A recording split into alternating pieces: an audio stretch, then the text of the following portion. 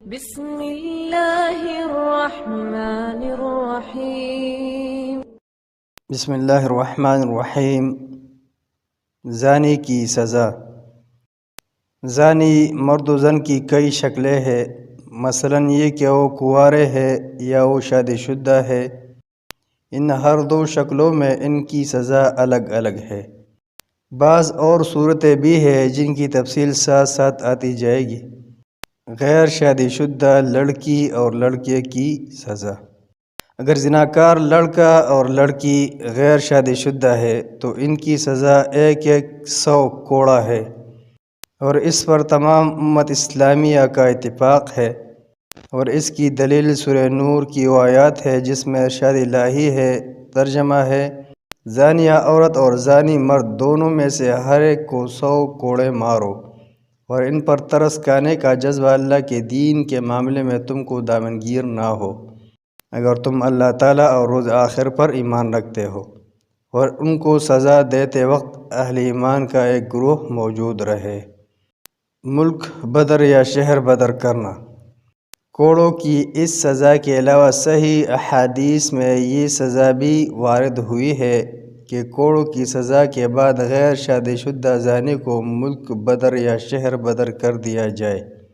اس سزا کی مشروعیت پر تو سب کا اتفاق ہے، فرق صرف اس بات میں ہے کہ یہ سزا حد ہوگی یا تعزیر۔ اس سلسلہ میں مالکیہ، شافعیہ اور حنابلہ جمہور اہل علم کا مسلک یہ ہے کہ حد ہے، جبکہ احناف نے اسے تعزیر قرار دیا ہے۔ بہرحال تعزیر کہیے یا حد، اس سزا سے کسی کو بھی انکار نہیں ہے، اس کا ثبوت صحیح حدیث میں موجود ہے۔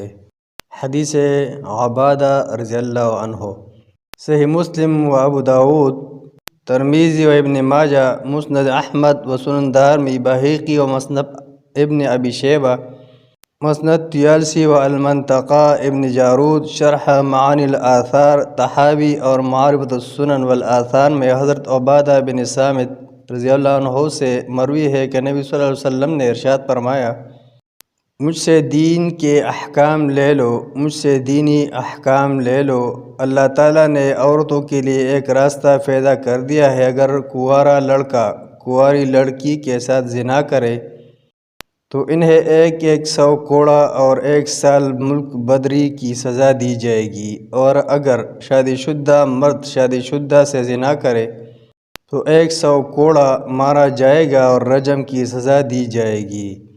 اس حدیث میں کوڑے اور رجم سنسار کے یکجا آنے کی وجہ سے اس کی حجیت و محکمیت پر کلام کیا گیا ہے، اور اس کی تفصیل تو آگے چل کر شادی شدہ زانی کی سزا کے ضمن میں آئے گی۔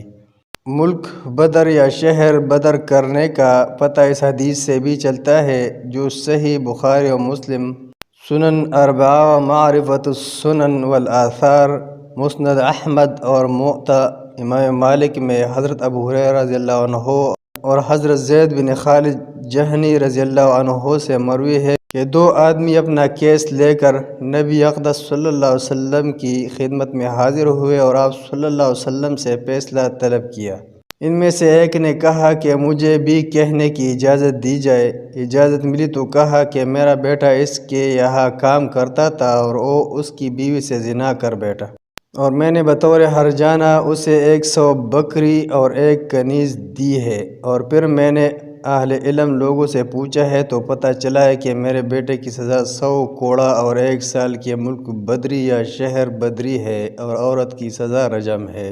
اس پر نبی اقدس صلی اللہ علیہ وسلم نے فرمایا، مجھے قسم ہے اس ذات کی جس کے قبضے قدرت میں میری جان ہے، میں تمہارے مابین کتاب اللہ کے ساتھ فیصلہ کروں گا، تیری بکریاں اور تیری کنیزیں واپس لوٹا دی جائے گی۔ نبی صلی اللہ علیہ وسلم نے اس کے بیٹے کو 100 کوڑا مارا اور 1 سال کے لیے ملک بدر کر دیا، اور حضرت انیس اسلمی کی نبی اقدس صلی اللہ علیہ وسلم نے یہ حکم فرمایا کہ وہ دوسرے شخص کی بیوی کے پاس جائے، اگر وہ اعتراف کر لے تو اسے رجم کر دے۔ اس عورت نے اعترافی جرم کر لیا، انہوں نے اسے رجم کر دیا۔